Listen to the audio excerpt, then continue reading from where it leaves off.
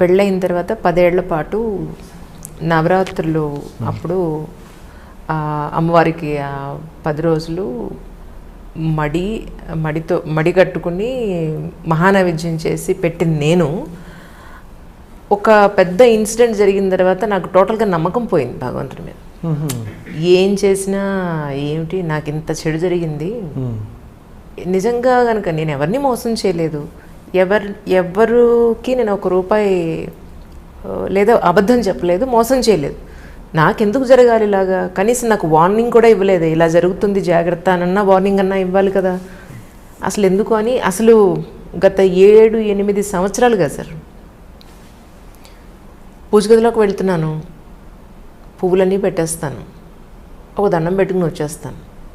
ఏం చదవబుద్ధి కావట్లా, దీపం పెట్టబుద్ధి కావట్లా, పెట్టినా ఏం అడుగుతాం, వీళ్ళని ఏం అడుగుతాం, ఏం అడిగినా వీళ్ళు ఏమి చేయరు, అనవసరం అనే ఒక నిస్త్రాణం వచ్చేసింది సార్.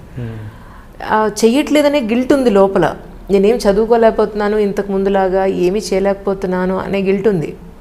మళ్ళు కట్టేసి మహానైవేద్యాలు చేయాలని లేకపోయినా అట్లీస్ట్ గుమ్మం ముందు ముగ్గు పెట్టాలన్నా కూడా పెడితే ఏంటి, పెట్టకపోతే ఏంటి, దీపం పెడితే ఏంటి, పెట్టకపోతే ఏంటి, ఆ సాంబ్రాణి అనేది ఒక మంచి ఫీల్ కోసం ఆ సాంబ్రాణి వేస్తూ ఉంటాను.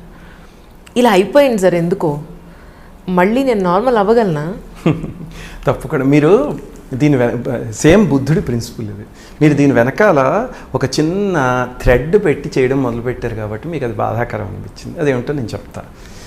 ఇప్పుడు మీరు ఏదో 10 సంవత్సరాల క్రితం అలా చేసేదాన్ని, తర్వాత కొన్ని సంవత్సరాల నుంచి మానేశాను అన్నారు. ఎందుకంటే తర్వాత భగవంతుడు ఏం చేశాడు ఇలాగని ఒకటి ఆలోచించండి. మన జీవితంలో అందం, తెలివితేటలు, చదువు, అలాగనే సమాజంలో పేరు, ప్రతిష్ట, ఇవన్నీ ఇచ్చింది ఆ భగవంతుడే కదా. అంటే మనం అందంగా పుట్టాలి అని ఎక్కడో సైన్ చేసి మనం పుట్టలే, ఎవరో పుట్టించారు మన అందంగా. ఇవన్నీ పాజిటివ్గా జరిగింది. మనకి తెలివితేటలు ఎవరో ఇచ్చారు. పాపం తెలివితేటలు లేక అన్నం తినాలో మొహానికి రాసుకోవాలో తెలియక రోడ్ల మీద బట్టలు చింపుకుని తిరుగుతున్న వాళ్ళు 3 మంది ఉన్నారా? ఇవన్నీ భగవంతుడు మనకి ఇచ్చాడు కదా. ఇచ్చినప్పుడు ఎప్పుడైనా మనం ఇవి నాకు ఎందుకు ఇచ్చావు అని క్వశ్చన్ చేసామా? అవన్నీ మనకి జీవితంలో ఇచ్చిన అసెట్స్.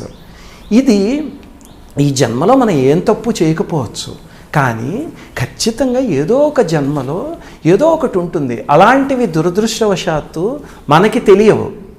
ఎందుకంటే అన్ని జన్మల నాలెడ్జ్ని మన దగ్గర ఉంచుకోగలిగేటట్టయితే మనం మహాత్ములం అయిపోతాం. జన్మాంతర జ్ఞానం మన దగ్గర ఉండదు, అది మనకి తెలియదు. తెలియనప్పుడు జీవితంలో సంఘటన జరిగిందనుకోండి, దాన్ని చూడడానికి 2 ఆస్పెక్ట్స్ ఉన్నాయి. అది అలాగా కొన్నిసార్లు భగవంతుడు ఏం చేస్తాడంటే మన మీద నిజంగా ఆయనకి అంత కారుణ్యం కలిగినప్పుడు మనకి తెలియకుండా ఏదో ఒక మంచి చేస్తాడు. నేను ఇందాక మీకు చెప్పిన నా పెళ్ళి సంఘటన, దాన్ని నేను నెగిటివ్గా తీసుకుని ఉంటే రోజు నేను లలితా సహస్రనామం చేస్తున్నాను, అమ్మవారు నా పెళ్లి చెడగొట్టింది, ఆవిడకి ఇంకేం పర్లేదు చెడగొట్టింది అనుకోవచ్చు. ఏం జరిగినా అది మన మంచికే. అది ఒక 10 నెలలు ఆగితే అది నాకు మంచి అని తెలిసింది. అది నాకు 10 నెలల్లో తెలిసింది కాబట్టి ఓహో అమ్మవారు ఈజ్ రియల్లీ గ్రేట్ యార్ అనుకున్నా. కొంతమందికి 10 ఏళ్ళు పోయాక తెలియచ్చు, కొంతమందికి 20 ఏళ్ళు పోయాక తెలియచ్చు అందులో మంచి ఏమిటో. కానీ ఆవిడికి మాత్రం తెలుస్తుంది, మనకి తెలియదు అంతే. కాకపోతే మనం చేయాల్సింది ఏమిటంటే పూజ చేయండి సరే. ఇప్పుడు మడి తడి ముగ్గులు పెట్టడం ఇవన్నీ కూడా ఏమిటంటే శాంక్టిటీ. ఇప్పుడు కరోనా వచ్చాక మడికి అర్థం ఏమిటో అందరికీ తెలిసే ఉంటుంది కదా. అదే ఋషులు మడి కింద చెప్పారు అంతే. మనం వండే పదార్థం, కూర్చునే ప్లేస్ అవన్నీ అదే మడి, బట్టలు అన్నీ అవన్నీ వదిలేయండి. ముఖ్యంగా ఏమిటంటే మనకి ఎప్పుడైనా జీవితంలో కష్టమైనది ఏమైనా వస్తే ఒళ్ళొంచి పరులకి సేవ చేయండి. అది చేస్తే ఆ కర్మ ఏదున్నా ఫాస్ట్గా కరిగిపోతుంది. ఇది మహాత్ములు ఎన్ని సంఘటనలో నిరూపించి చూపించారు. ఎన్ని సంఘటనలో ఇది సింప్లెస్ట్ వే అనమాట. నేను ఇందాక చెప్పిన మాస్టరీకే గారే ఆయనకి భూత భవిష్యత్ వర్తమానాలు తెలిసేసేవి మొహం చూస్తే. దాంతో ఎవరైనా బలానా కష్టంతో ఈ రోగం తగ్గట్లేదండి, అసలు చచ్చిపోతున్నాను నేను, ఎలా బయటికి కదలలేకపోతున్నానంటే ఆయన హోమియోపతి మందు ఇచ్చేవారు. ఇచ్చనేవారు ఏదో బలానా గుళ్ళో అన్నదానం చేస్తున్నారు కదా, ప్రతిరోజు పేదలందరికీను ప్రతిరోజు వెళ్ళి అక్కడ కూరలు తరగడం అలాంటి పనులు చేయి. అలాగే వాళ్ళు తినేసాక ఆకులు ఎత్తడం అవన్నీ చేయాలి. అంటే ఆకులు నేను ఎలా ఎత్తుతానండి, అక్కడ డొనేషన్ ఇచ్చేస్తాను 10,000 అనేవాడు. అంటే మన దగ్గర ఇది ఉంది కదా అని అదొక, అదే. అంటే మాస్టర్ గారు అనేవారు, నీ డొనేషన్ ఎవరికి కావాలి భగవంతుడికి, ఆయనకి లక్ష్మీదేవి భార్య. అంగం హరేఫ్ పులకభూషణమాశ్రయంతీం భృంగాంగనేవ ముకులాభరణంతమాలం అంగీకృత అఖిల విభూతి రపాంగలీల అంటారు శంకరాచార్యులు వారు. ఎవరి కారుణ్య దృష్టి మన మీద ఒక సెకండ్ పడితేనే మన దరిద్రాలన్నీ పోతాయో ఆవిడ దృష్టి ఎప్పుడు ఆయన మీదే ఉంటుంది. ఆయనకి మనం ఇచ్చే 10,000 హుండీలో వేసే ₹1,00,000 కావాలా? అవి మన కర్మని కరిగించుకోవడానికి. ఒళ్ళొంచి పని చేయనేవారు. నిజంగా ఈ వ్యక్తి వెళ్ళి అలాగా ఒళ్ళొంచి పని చేస్తే డబ్బులు విసిరేయడం కాకుండా కర్మ తీరిపోయి చాలా తొందరలో అన్ని సెట్ అయిపోయాయి జీవితం. కర్మకి ఎప్పుడు అది టెక్నిక్ అండి. ఒళ్ళు వంచి ఆర్తులైన వాళ్ళు, అవసరం ఉన్నవాళ్ళు, వాళ్ళకి సహాయం చేస్తే ఖచ్చితంగా తీరుతుంది. మా ఇంటి దగ్గర ఒక క్యాన్సర్ హాస్పిటల్ లాంటిది ఒకటి ఉంది, కరుణాశ్రయ అని. అంటే క్యాన్సర్లో ఇంక లాస్ట్ స్టేజ్కి వచ్చేసి ఇంక ఏబీ లేవనుకున్న వాళ్ళకి అదొక రిసార్ట్ లాంటి ప్రదేశం అనమాట. అక్కడ తీసుకొచ్చి ఆనందంగా కొన్ని రోజులు గడిపిస్తారు, వెళ్ళిపోతారు. దాన్ని ఏదో అంటారు మెడికల్ టర్మ్స్లో, నాకు దాని పేరు గుర్తులేదు కానీ దాని పేరు కరుణాశ్రయ అంటారు.